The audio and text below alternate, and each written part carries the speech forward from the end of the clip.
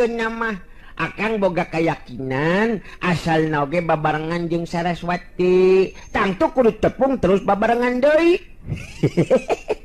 Aral capek teng. Lain itu Kang ngawing-ngawing. Uing manajan mudu leumpang katungtung megang oge ngenten neon-neon uing mah. Ngayulah nepikeun ngamanang oge moal nyape uing mah. Alus lamun kitu mah alus. Eta tandana ateng bener-bener satia ka akang. Aya urang eta urang nyelang jalan basisir teng resep geura ningali omak laut. Duanana terus tinggal redik di lempang. Geus poho dikacape sigana teh. Nyelang ulin heula ka sisi basisir. Anu pikeun si Rawing mabet ngahudang ingetan jadi sumoreang kalampah ka tukang anu geus disorang. Waktuna dirina bebarengan jeung Ki Debleng mangsa narima ilmu silat ulin karuhunan. Ngajanteng sisi basisir si Rawing jeung si Banteng Bulung bari merhatikeun omak laut kidul anu teu weleh motah nembragan karang. Wah, ka sisi basisir mah aduh resep ningalina teh. Nya tapi na ngasih si basisir ngoboh lauknya Kang Awing. Ngamun ngaya lauk mah bisa dimelem Kang nikmat meureunnan. Eta masih anteng teu poho ari kana nikmat mah nya. Ari akang mah ngajak ka si basisir teh lain naon teng. Waas keur zaman budak babarengan jeung Ki Debleng guru akang teh mimidang nama di sisi basisir. Ti heula-heula mah sok rajeun bisa ngojay dina omak teh duka teh ayeuna mah yo. Kawas nguing atuh Kang ngawing-ngawing. Ngamun ngojay teh nguing mah gayam batu terus ngerebek teu bisa nganjat deui Kang ngawing-ngawing. Madahal mah ngamun ngurang nguseup Kang. Make uteuk atuh teng, pake lasio. Nguseup mah kudu numpak parahu jeung di mana aya atuh parahu anu kuateun ditumpakan ku ateng. lain tik teh salah yeuh titinggalian akang teng. Tu tinggal itu dina tonjolan batu karang belah ditu aya awewe nu ngajanteng nangtung teng tuh. Nya bet siga nu keur ngalamun deui. Nya tingali. Paneuteub si Rawing bet ningali aya jirim wanoja. Anu harita katingali nangtung dina tonjolan batu karang, awakna kasimbehan ku ombak anu nyurungkuy teu eureun-eureun nembragan batu karang nu dipake nangtung ku manehna. Si Banteng Bulung ngareret kalabah tempat anu ditunjukkeun ku si Rawing. Bari ngantelkeun dampaleungeunna kana tarang siga nu serabeun. Waduh, bener nyijik-nyijik nganyang ombak ngaya lauk ngeuweuna meureunnan Kang ngawing-ngawing. Kang Awing ngatarik hate ku ngeta ngambewenya. Beja-beja ngangke ku ngawing ka Saraswati. Lain kitu teng. Be cilaka teng. Jelas rek ngagejeburkeun maneh tah wanoja teh. Bahaya ieu mah teng ieu. Susu akan teng. Hai teng buru.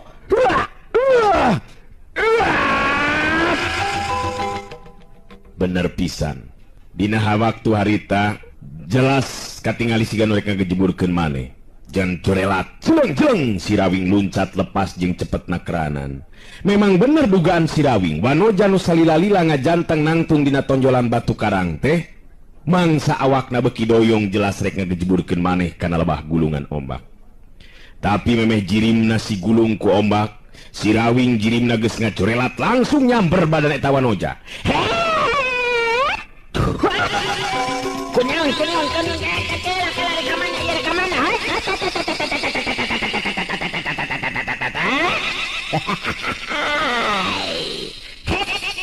kunaon itu becalah kakio geuningan. Kunaon. Nah kalah karek ngagejeburkeun maneh, rek ngagejeburkeun karep kana gulungan ombak kekelanan nyai ke. Si Rawing mangku eta wanoja terus dibawa ka sisi basisir. Si Banteng Bulung kakara datang nyusul si Rawing anu geus leuwih ti heula tepi kadinya. Wanoja nu ditulungan ku si Rawing teh tetela boga keuritan beungeut anu geulis.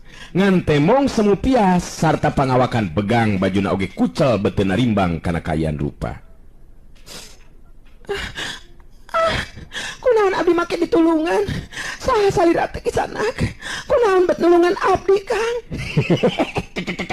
tenang Nyai Akang puguh kaget sababnya itu pagapuguh rek ngagejeburkeun maneh kana gulungan ombak bahaya lain heureui ombak laut mah Nyai atuh jadi cundo caduk lauk meureunnan ke ngawanohkeun heula ye ngaran Akang Sirawing hei teu kudu merungkut kitu sieun kulur Akang teu kudu eta nu siga buta dulur Akang ngaranna Banteng Wulung alias Bargola ari Nyai saha nu katelah teh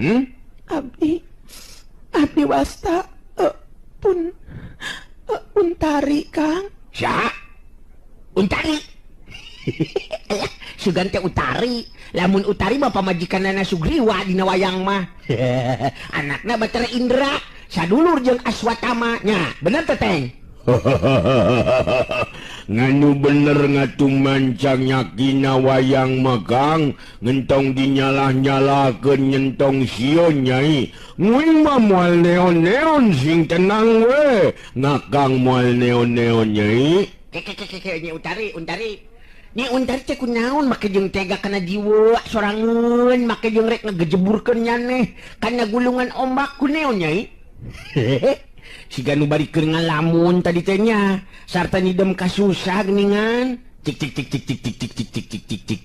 nyarita ka Akeung sok nyarita kelebah gitu tuh nya nu rada ieu hayu Sirawing geus teu asa-asa nungtun Untari di bawah lempang neangan tempat tulinduk ieu si Banteng Wulung nuturkeun tukangeunana sanggeus naya tempat numerna Sirawing diuk Untari oge sina emok gigireunana Sirawing neruskeun deui caritaanana cik caritakeun ka Akang kumaha pangna make jeung rek nelasan maneh tega ka diri teh Nyai Untari neuteup antep ka Sirawing terus nyarita di lalaunan jelas sorana oge dumareuda ngagambarkeun hate anu keur nyandangan langsa Abdi teh izin salaresna Kang Rawing Bece neon ngan Akang mamang lebarkeun be duh eta kagelisan salira Nyai bet jadi henteu hegar jeung cahayaan lantaran kalimpudan kurasakana langsaan nya dari cenang hate mah moal make ngunclungkeun maneh ka laut tangtuna oge meureunan bener teu memang telepat Abdi pugusa tadi mah bingung anu teu manghitung-tung Kang Rawing numatak Abdi milih nelasan diri ku cara micen maneh ka laut ngarah bisa bungbas atawa bebas hate sarta jiwa Abdi duh nabet kieu atuh nasib diri kadar awak teh wah nyarik deui ka ngawing-ngawing nyarik deui mun neon nyarik deui bae ngeuning Kang cicing atuh geus atuh Teng nyorik we geus puguh batur keur nyedih cicinganan sok teruskeun nya sok teruskeun dong make jeung asa-asa sabab dihenteu teh oge urang teh kapan dulur bener teu sok we pikir bapa Nyai lalaki indung Nyai awewe Akang oge sarua boga bapa teh lalaki boga indung awewe sanajan kakara tepung tetep urang teh dulur nyumadak entong asa-asa nyarita jeung Akang mah bener eta teh ka ngawing-ngawing cenah bapa ka ngawing-ngawing panjalu ganteng ya Teng sok newa-newa wae nya heueuh atuh mah nya aya bapa bikang geus cicing ka ngawing mah ngarti-ngarti wae euy nya cicing Untari rada mesem ayeuna mamalah dina hatena nyarita kieu Bagja pikeun diri aing malah teu disangka ti anggalna betepung jeung Sirawing geuningan nuhutkeun beja mah Sirawing teh jago pilih tanding jalma nu luhung elmuna sugan be atuh nya bisa nulungan kana kasusah jeung karudet aing muga-muga bener-bener Kang Rawing nya ngatur teh bener-bener rek nulunganana keun beja mah Sirawing teh jago pilih tanding jalma nu luhung elmuna sugan be atuh nya bisa nulungan kana kasusah jeung karudet aing ya sok teruskeun kumaha Nyi Untari naon nu metak jadi bingung jeung sedih teh ya Akang jadi leuwih pasaranan ai penasaran hayang nyaho kana kaya Nyai nu sabener-bener-benerna si Banteng Wulung atel bibirna sigana teh lamun teu milu nembrong ngomongna bener Nyai bet ngentong asa-asa ngentong sieun-sieun ku ngakang Mamakannya maka ngawing manyugan be bisa nulungan ka Nyai. Nu mantak kudu nerus nerang Nyai. Sok nyarita nu bener-bener. Sok nya benernya Nyai. Si Banteng Bulung ate bibirna sigana teh. Untari netep dikasih rawing terus ngomong di lalaunan. Leres eta teh. Moal naon Kang Banteng Bulung teh Kang. Abdi mah bet sieun ningali tangtunganan oge. Aiduh, moal neon-neon Nyai. Teu kudu sieun akang bagiannana lamun neon-neon mah. Cek sok gancang nyarita deui nu leuwih jelas ka akang. Abdi geus taya harapan deui kumu hirup di alam pawenangan Kang Rawing. Sabab hirup abdi teh betaya hartina. Tipoe kapengan di udag-udag kurasana langsa. Ngagugulung ka bingung nu estu taya sudana tanpa aya nu bisa nulungan ka diri abdi Kang. Oh, Nyai teh dipaksa kiwin ku nu jadi kolot anu sok padahal Nyai teh suka ka lalaki nu dijodohkeun ku kolot Nyai. Kitu kabingung jeung kasedih teh. Sanes kitu Kang Rawing. Oh, lantaran Nyai ditinggalkeun meot ku kabogoh atawa bebereuh. Henteu, sanes Kang Rawing. Oh, pedah eta meureunan lalaki nu dipika cinta ku Nyai kawin jeung awewe nu sejen. Sanes, margi sanu kersaeun ka abdi awewe nu kieu rupa. Oh, pedah. Oh, Kang Rawing mah ningkalah kaheureuy. Kang ngawing-ngawing noba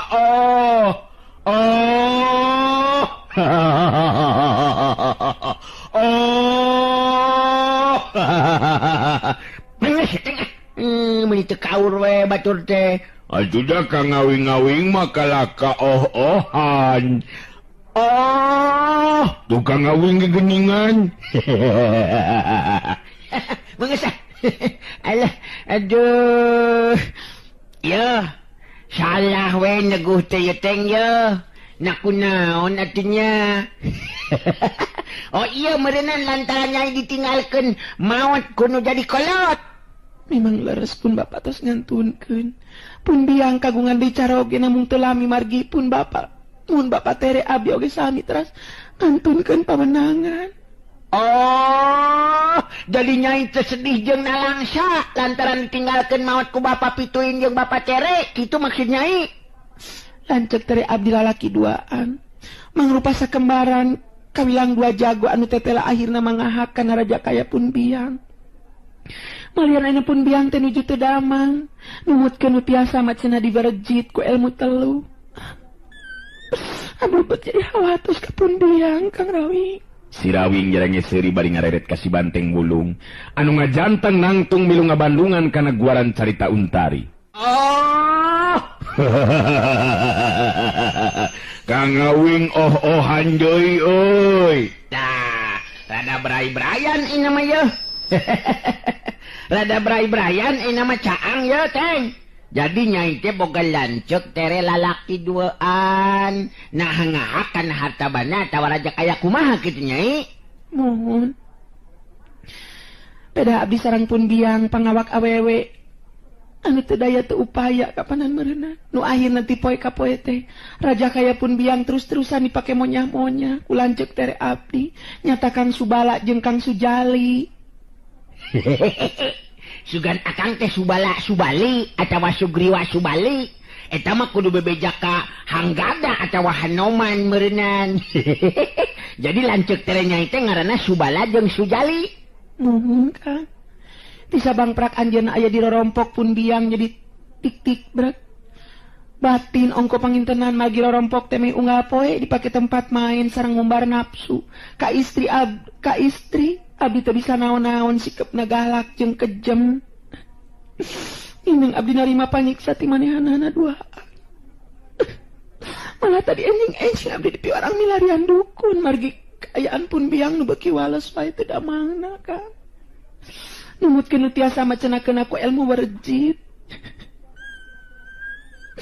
Akhirna abdi degikeun ka ieu tempat. Bet bingung kedah ka mananya lumaku.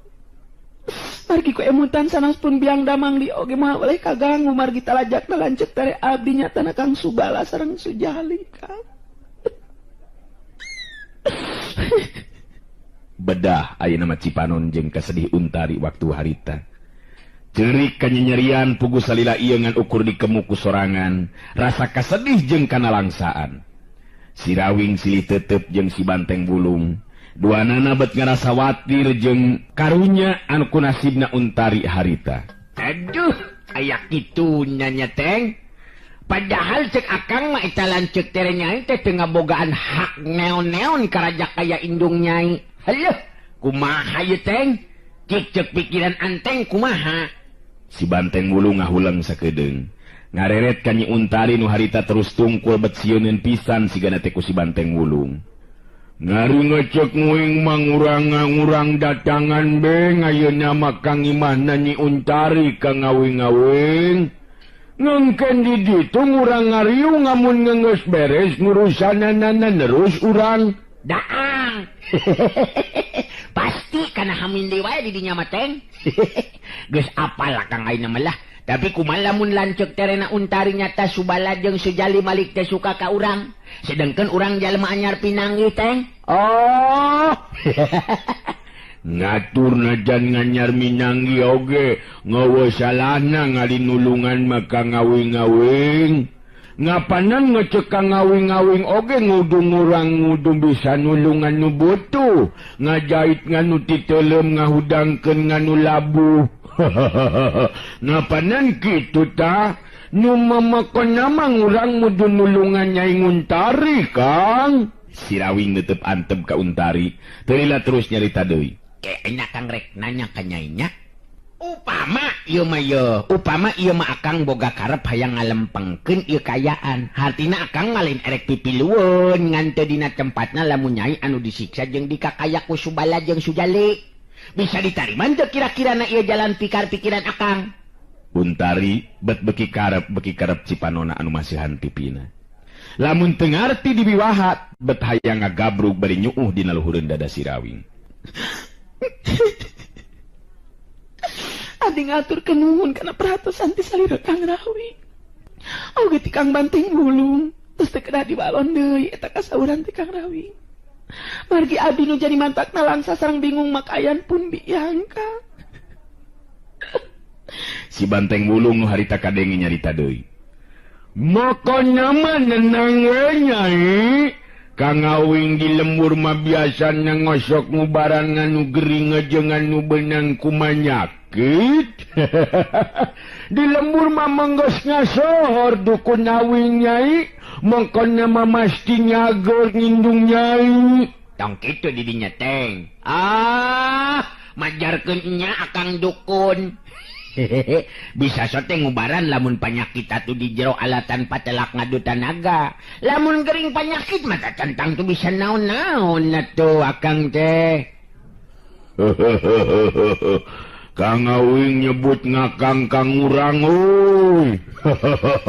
Mokona mangurang ingit Kang Imahnya Nyai Untari beng ayeuna mah Kang Awing.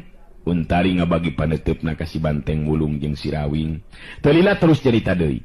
Nanging sing atos-atos Kang Rawing.